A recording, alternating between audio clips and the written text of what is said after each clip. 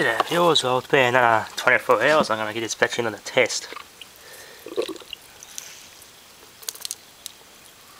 It's about the same as it was in the last video. 1250 for that cell, so that's fair.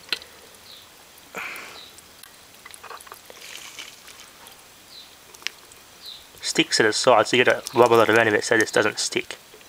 It's a bit of a better way to do it. That's on the borderline still.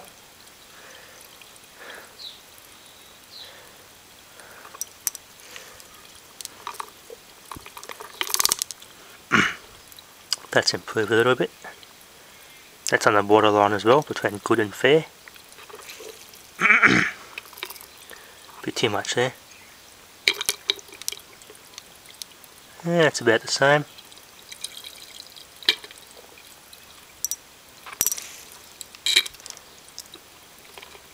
Too much there. Yeah, it's about the same as it was yesterday. That's better.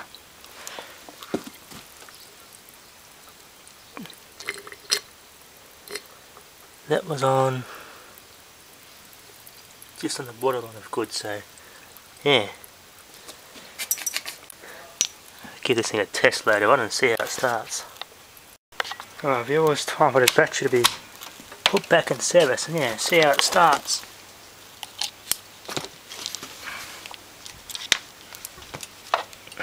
It's barely working. That's something I've got to fix. The wire's only just barely hanging on there. Put that away. Reinstall this and give it a wash, get all the acid off it. We'll see how it performs. I did test it again. And it's actually pretty much good now, so.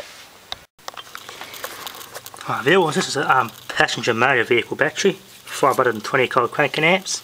It does a pretty good job as a emergency backup battery while that one here was on charge, and it just manages to crank over this engine, so a bit too small for this sort of job, this battery, but as a temporary emergency battery it worked great. It's a good battery, these high maintenance, Korean made, really good quality. It'll take a little abuse. Alright, take it off. The hardest part is putting this battery in because it's really high and you have to wedge it under at a certain angle. And I've got to be careful. See, I don't short the positive out here while I'm putting the battery back in. You know, it'll just, yeah, be a 1000 amp welder and destroy the circuit in this tractor, so I'm going to be very careful here. It should be about this low, so there's an import design battery for these, specifically available for tractors like this, so they've got a low profile to them. So let's install it. Good old Australian made battery, so it should be pretty good now. And I'm going to do this clamp up. Just forces the battery into the back of the clamp and holds it down. There's a little ratchet spinner, it's bloody beautiful. Reversible. Very useful and handy for stuff like this.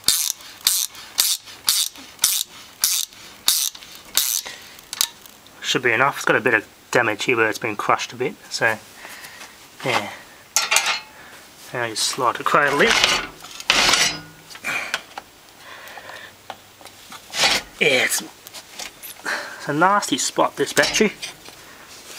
Everything's in a bad spot. And the cable there's jamming up, so I've got to push that out of the way.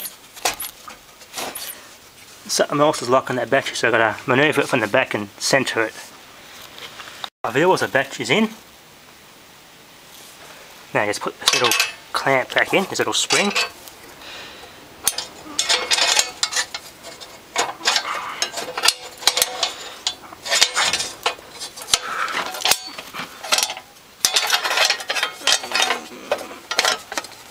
Alright, let's give it a test. Should start really nicely now. Just jump in.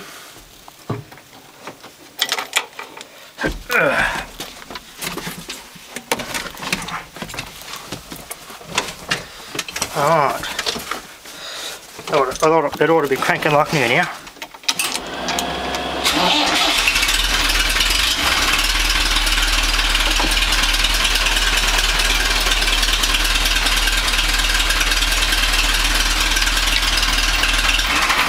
Alright, that's a success, so yeah, as you can see here,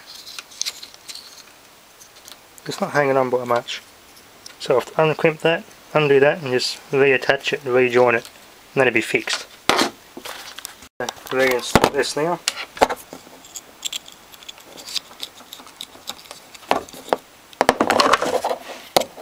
Not a very good design, but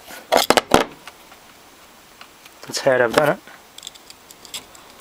Goes in there, it's supposed to go through there.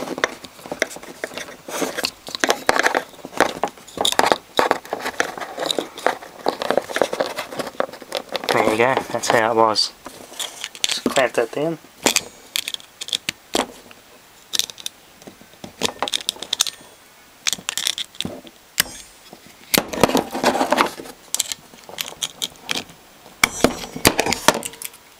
Do it a bit tighter so I get a nice tight grip in that wire.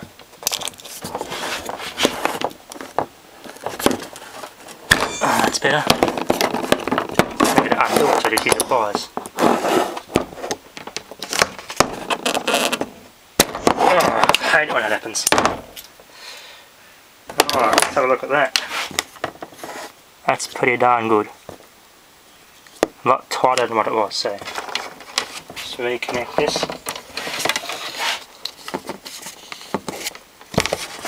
And that's it. Fixed. So thanks for watching.